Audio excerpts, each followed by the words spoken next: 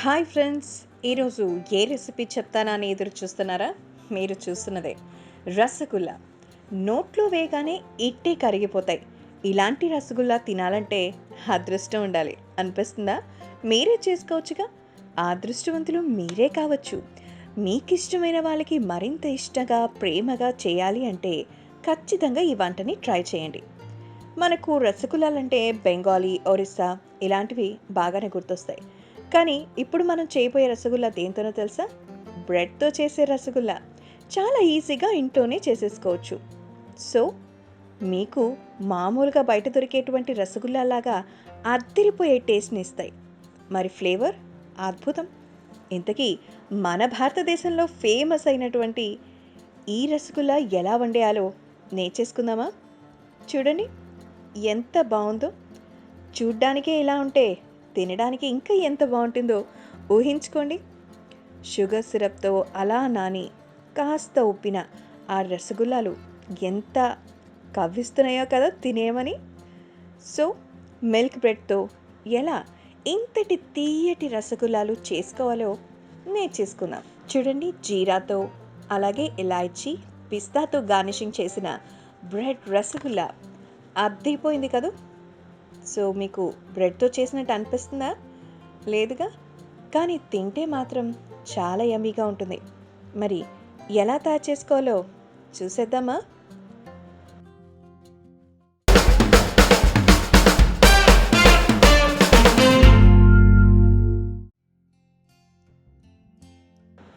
So దీనికోసం ముందుగా milk bread తీసుకున్నాను. బ్రెడ్ స్లైసెస్ని తీసుకోండి. సో ఈ బ్రెడ్ స్లైసెస్ అంచులు మనం కట్ చేసుకోవాలి. ఎందుకంటే ఆ బ్రౌన్ పార్ట్ కొంచెం టేస్ట్ మార్చేస్తుంది కాబట్టి ఎడ్జెస్ని మనం ఎప్పుడు కూడా రిమూవ్ చేసుకోవాలి.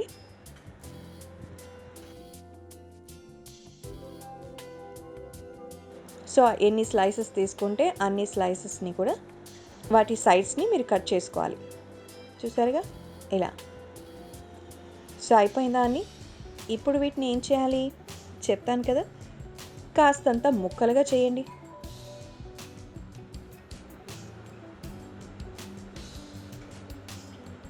అన్నీ ఇలా తుంచేసుకోవాలి.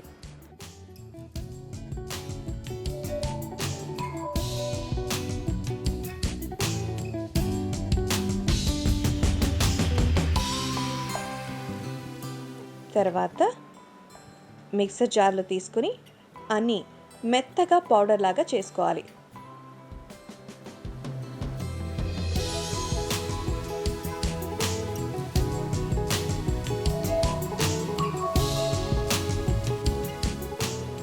ఇలా చూసారు, సాఫ్ట్గా పౌడర్ తయారైపోయింది.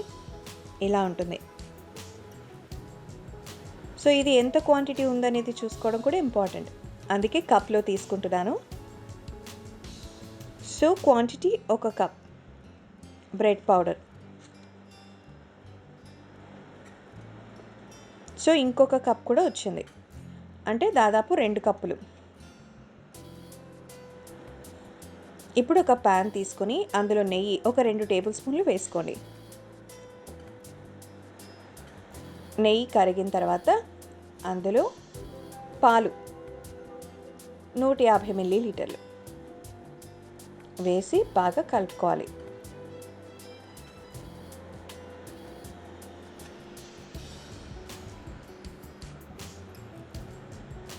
పాలు బాగా మరగాలి. నెయ్యిలో పాలు మంచి ఘుమఘుమలాడే వాసన వస్తూ ఉంటుంది. ఇప్పుడు ఇందులో బ్రెడ్ పౌడర్ని కలుపుకోవాలి.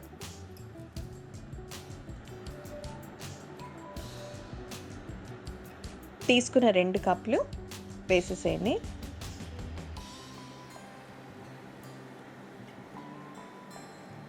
కొబ్బరి పొడి ఒక 1/2 కప్ యాడ్ చేస్తున్నాం.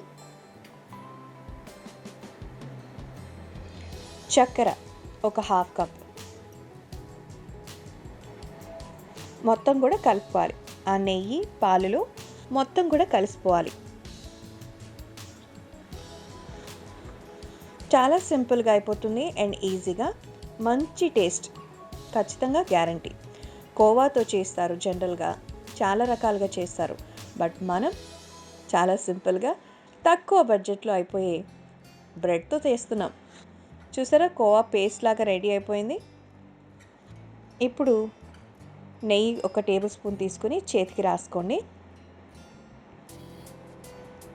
ఉండలు కట్టుకోవాలన్నమాట. మనం ఎలాగైతే రసగుల్లాలు చేసుకుంటామో అలా చేసుకోవాలి.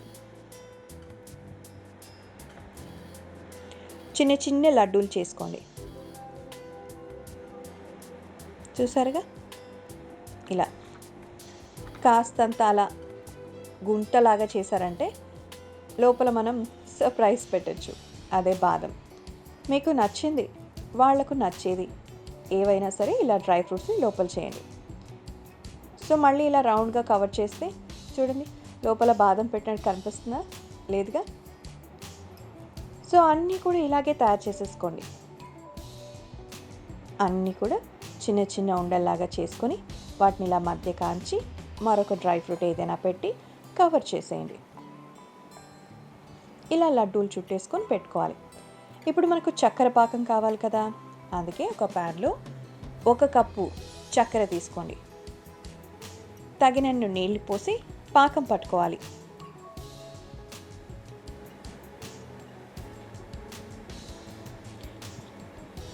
దాదాపు 3 వంతుల నీళ్లు పోసుకోవాలి.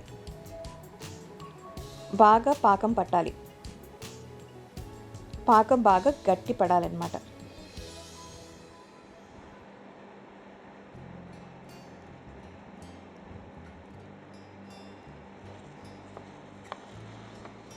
సో ఇందులో చిదిమిన ఏలకాల పొడి 1 టేబుల్ స్పూన్ వేయాలి.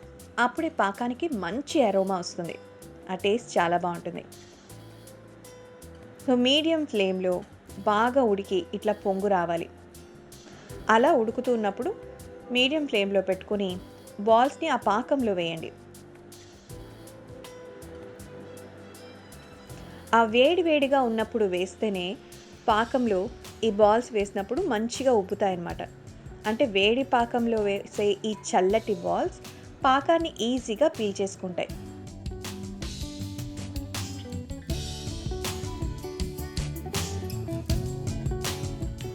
కొంచెం అటు ఇటు కలపండి.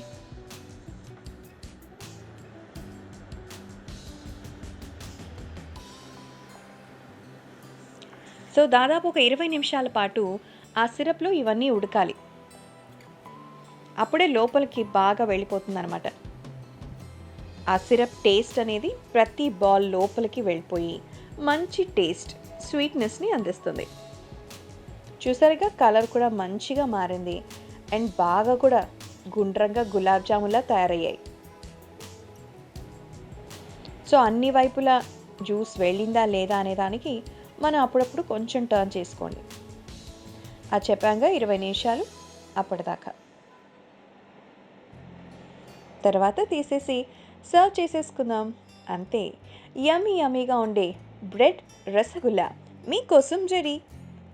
సో నెమ్మదిగా ఒక్కొక్క బాల్ని తీసేసుకుని సర్వింగ్ ప్లేట్లో వేసేసుకొని పైన షుగర్ పాకం వేసేసుకుంటే, చక్కెర పాకం వేసేసుకుంటే సిద్ధమైపోతాయి బ్రెడ్ రసగుల్లా. చూసారుగా, చకచక అయిపోయిందిగా. ఇక ఆలస్యం ఎందుకు, ఇవాళే ట్రై చేయండి. చాలా టేస్టీ, చాలా అద్భుతం అనిపించే రసగుల్లా మీకోసం తయార్. ఎలా అనిపించిందో షేర్ చేసుకోవడం మర్చిపోకండి.